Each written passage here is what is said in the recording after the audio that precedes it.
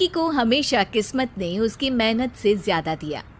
पैदा हुआ एक बड़े घर में, मुंह में चांदी की चम्मच लेकर, और शादी भी की एक उससे भी बड़े घर में, सोने की चम्मच मुंह में लेकर। उसे मेहनत करने का शौक नहीं था। एक शौक था, वो भी घटिया शायरी करने का। उसकी हर बात शायराना ही होती थी।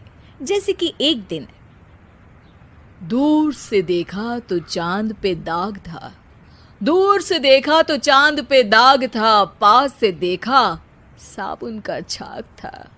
ठोको ताली। अरे ऐसी शायरी करोगे तो ताली तो पता नहीं, कोई तुमको ही ठोक देगा।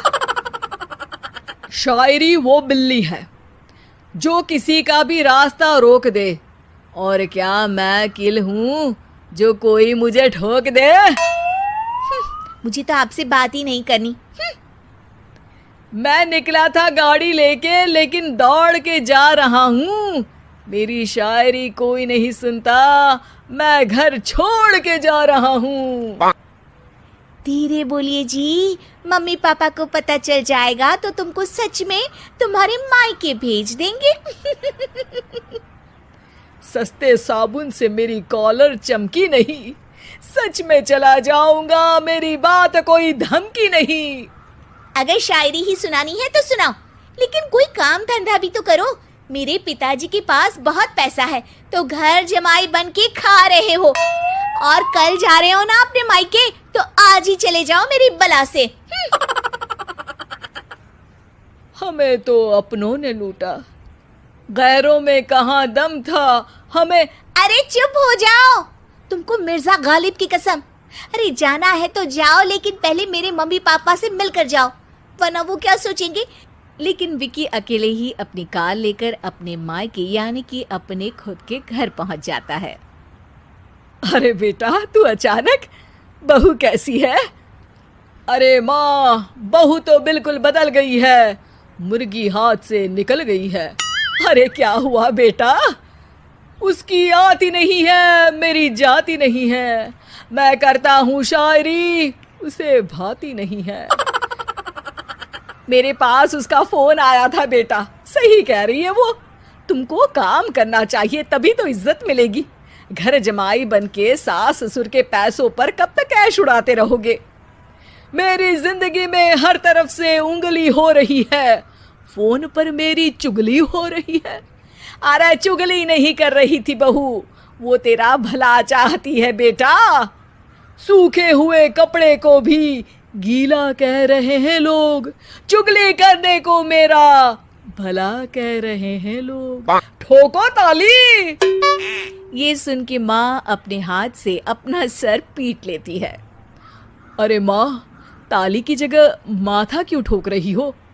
बेटा तू ना आराम कर, तेरे पिताजी भी आने वाले हैं, खाना लगा देती हूँ। विकी अपने घर भी दिन भर टीवी देखता है, तरह तरह का खाना खाता है, दोपहर तक सोता है, चाय पीता है, वीडियो गेम खेलता है, बस काम करने नहीं जाता। घर में नौकर चाकर है तो बिस्तर से हिलने तक की जरूरत नहीं पड़ती। कई बार तो विकी अपने नौकरों को बिठाकर शायरी सुनाता रहता। कब जाओगे बेटा? अरे कैसी बात कर रहे हैं डैडी, क्या आप मेरे फादर नहीं? आप मुझे भगाना चाहते हैं क्या? ये मेरा घर नहीं। अरे नहीं बेटा, तुम्हारा ही घर है। हम तो चाहते थे कि तुम यहीं रहो और मेरा काम आगे बढ़ाओ, लेकिन तुम ही चले गए घर जमाई बनने। अरे मेहनत तो गधे भी करते हैं, मैं अच्छी किस्मत लेके पैदा हुआ हूँ, मैं घर जमाई हूँ, ससुराल का फूल गेंदा हुआ हूँ। ठोको ताली। पिताजी और माँ सच में ताली बजा देते हैं। ऐसा पहली बार होता है जब विकी की शायरी पर किसी ने ताली बजाई हो। अरे आप लोग सच में ताली बजा रहे हैं? हाँ हाँ बेटा, तुम्हारे ससुर का फोन आया था, बोला जब तक घर जमाई जी कोई काम ना करने लगे हमारे यहाँ मत भेजना। अब तू तो काम करने से रहा और तुझे रहना भी है हमारे घर में ही, करेगा भी शायरी ही। और बार बार ठोको ताली बोलेगा तो आदत डाल ही लेते हैं ताली ठोकने की। विकी उसी वक्त खड़ा होता है और बहुत गुस्से में सीधे ससुराल के लिए निकल जाता है। फिर से आ गए? लेकिन सुमन को देखते ही विकी पिघल जाता है। अब सुमन, आई एम सॉरी, आज से ना मैं सिर्फ शायरी ही नहीं बल्कि काम भी करूँगा। तुम अपने ऑफिस में बात कर लेना, कोई भी मेहनत का काम कर लूँगा। मैं घर जमाई बन के रहूँगा लेकिन काम करूँगा और इज्जत से रहूँगा। मतलब सिर्फ तुम नहीं आए हो, तुम्हारे साथ तुम्हें अकल भी आ गई है। मैं अपने कारखाने का मैनेजर बनाता हूँ तुमको, कल से मेरे साथ चलना वहाँ। थैंक यू ससुर जी। थैंक यू से काम नहीं चलेगा, एक शायरी सुनानी पड़ेगी। है जरूर। ससुर के पास पैसा होते भी मेहनत जिसको भाई है, वही सच्चा दामाद है, वही अच्छा घर जमाई है। ठोको ताली।